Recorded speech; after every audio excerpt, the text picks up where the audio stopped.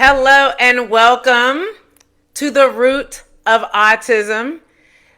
This is the first of a 5-part series that's going to talk about what's underlying behind the behaviors, what's happening in the brain. So again, this is part 1 of a 5-part series called The Root of Autism. The title for this part is Sensory Overload. And we're going to break that down and talk about what the sensory overload looks like and what's going on in the brain. So let's start with a definition. Sensory overload. This is an online definition. I looked it up. Sensory overload is when one or more of the body's 5 senses become overwhelmed. When the brain receives too much information to be able to process it properly. Simple enough. We know what a sensory overload is, right? But my definition of a sensory overload is an extreme sensitivity to more than one of the senses and the inability for the senses to effectively process the sum of the total experience all at once. That's a little bit different because it's more detailed and specific about what that really means, right? So let's break down what it looks like, right? And the differences between a neurotypical brain and an autism brain, right? The way the senses process information in a neurotypical brain or a non-autism brain. Sensory input looks like this. The 5 senses, sight, sound, touch, taste, and smell, send information to the brain. We all know that. It filters and it prioritizes. The brain filters out non-essential information like background noise, right? You walk into a bar, you walk into a restaurant, and you're focusing on what's important, right? Say you walk into the restaurant, your family's already there, they're seated, they're waiting for you. You're looking through the crowd, looking for the familiar faces, and when you see them, you're focused on them, you're looking for them, right? Your brain is not listening to the other conversations in the room. Your brain has the ability to filter that out. Integration and response. The brain integrates the sensory input, makes sense of it, and responds appropriately. Like moving away from something hot or tuning into a voice in a noisy room, right? You get to the birthday party and or maybe you're meeting a friend at an event that you've never been to. You don't know anybody but your friend's already there. So you get there and you're in a crowded room and you know your friend is there and you're skimming the room to see or to listen for her voice, but you don't see her or hear her. So you look on your phone and she sends a text and she's like, I'm over to your right. And you look over and you don't see her, but you hear her voice. Over that crowded room, over all the noise, over all the loud music, you can hear her voice. But the thing is that, yeah, you're tuning into her voice. Even though it's loud, your voice, your brain can do that, okay? That's what a neurotypical or a non-autistic brain does. Okay. How the senses process information in an autistic brain. Okay. Heightened or diminished sensory sensitivity. Hypersensitive or responsiveness. Sounds may seem painfully loud, lights are too bright, or textures are unbearable. So an autistic person will walk into a crowded room and they can't make sense of any of the noise or the lights or the music. And somebody they know might be calling them from across the room, but their brain can't distinguish their voice because all of it is jumbled. Or hyposensitive, under-responsive. May notice pain, may seek intense sensory input. May not notice pain, or may seek sensory input like spinning, jumping, or pressure. So if an autistic brain, say they have a headache, or say they have an itch, like a mosquito bite, their response may not be to scratch it. Their response may be to flap their hands. They don't have the same, their brain doesn't process an itch or whatever it may be. It's an example, the same way. The autistic brain often processes all sensory input at once. That's why I said my definition the way I did. The inability for the senses to effectively process the sum of the total experience all at once. Because they have a harder time distinguishing each sense all at the same time. It's why if they see a bright light, they go like this. They might cover their ears if they see a bright light. Or a bright light will give them a headache. All of it's jumbled together. This makes it hard for them to filter out background noise or visual distractions. Yeah. Slower or atypical integration.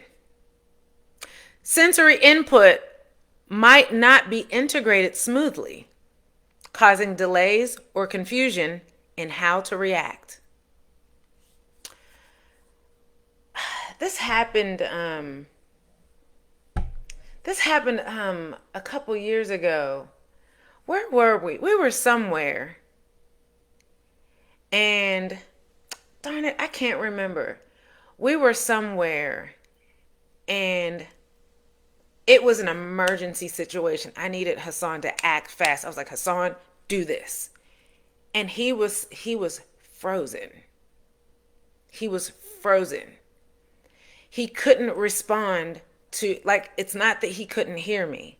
His brain, he was frozen because he was so, like it was a frightening, exciting, last minute. He couldn't move. He was just overstimulated. Social cues like facial expressions or tone of voice might be harder to read because of how differently sensory input is prioritized. Like I told you before, like whenever we're being silly or sarcastic, Hassan doesn't always catch on. We're like, Hassan, we're just joking. Relax, sir. It's okay. And he doesn't always catch on. You know what I mean? Yeah. This is the thing. Our brains are always processing. None of our senses can be turned off. I mean, unless we're asleep. All 5 senses are working while we're awake. So it's easier for us, neurotypical people with who don't have autism, for us to distinguish what we're experiencing, and people with autism cannot, or they struggle with it. Okay. Sensory overload leads to overstimulation. I talked before about what parents see in their children when they're overstimulated or dysregulated. Remember, we talked about dysregulation on Friday. They see mood swings, they see restlessness, they see emotional reactions. That's when we see the child crying, they're screaming, they're acting out, they're flopping on the floor, they're all over the place. This is what we see because this is their reaction. But now what we're talking about is what's happening, what's causing the reaction, what's happening behind the reaction. What is the child? What is the autistic person feeling? That's what we're talking about today. They could be feeling anxiety, fear, panic, or anger. They could be feeling physical pain, like a headache, a bellyache, or their skin crawling, or a mosquito bite. They could be dizzy or lightheaded. They could feel out of control or unfocused or unsettled. Most of us have the ability to communicate these feelings. Most people with autism struggle with being able to communicate how they feel. And these, a lot of these are not even emotions. If they feel lightheaded, that's not an emotion. If they feel out of control, if they feel panic, especially if they're children, there's just a behavior. So the problem is that when you have behavioral therapy, it's like, well, whenever you feel, like acting out, you can't, you have to do something else with your behavior. Their reaction is their reaction to the overload. Parents and caregivers need to understand that for people with autism, the extreme behaviors are a symptom of the sensory overload.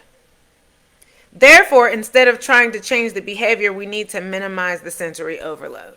And this is how we do it. Identify the triggers and either avoid them or approach them one at a time to avoid overwhelm. So what do I mean by that? Approach them one at a time. Say you take your child to, I don't know, to a birthday party. So you take them to a birthday party. There's a lot of kids there, and or you take them to grandma's house. It's a holiday. The family's there. There's a lot going on. There's a lot of relatives there. The football game is on. The guys are watching that. There's a lot of kids, teenagers running around. There's a lot of aunties in the kitchen. You know what I mean? And it's a fun atmosphere for us, but not for your child with autism. So you go in and your child was fine. They were fine. And then we walk into grandma's house and there are a lot of smells. There's a lot of activity. Okay? There are a lot of people. All the lights are on. You know what I mean? And you know that there are a lot of triggers in here. So they're tantruming. And usually when they tantrum, you try to, sweetie, here's, settle down. Here's your favorite toy. Here's your favorite blanket. Come give me mom hugs. None of this is helping. Well, now you know that calming down the behaviors, we have to deal with the triggers. Understand your child's triggers. So if you know that bright lights, you know what I mean, you can't go to grandma's house turning off all the lights. And you can't get everybody in the house to quiet down. So, but you know that noise canceling headphones might help. Or you know that maybe if all the kids are in this room, but there are minimal, people in this other room, maybe you might want to go in that room, at least until he calms down. Tackle each trigger one at a time. You recognize what all the triggers are, and you tackle them one at a time to get him to calm down, and then introduce him back into the room. Okay, now that you're calm, you want to go in the room with the other kids? Let's see what they're doing. And then introduce him into each, and then let his senses process each trigger one at a time instead of all at the same time. Does that make sense?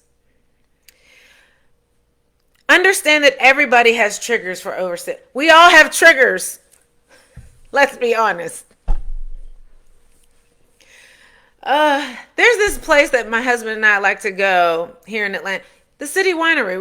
We like to go to City Winery, but there is this one section that I want to avoid because the speaker, it's too loud. I can't sit next to that speaker.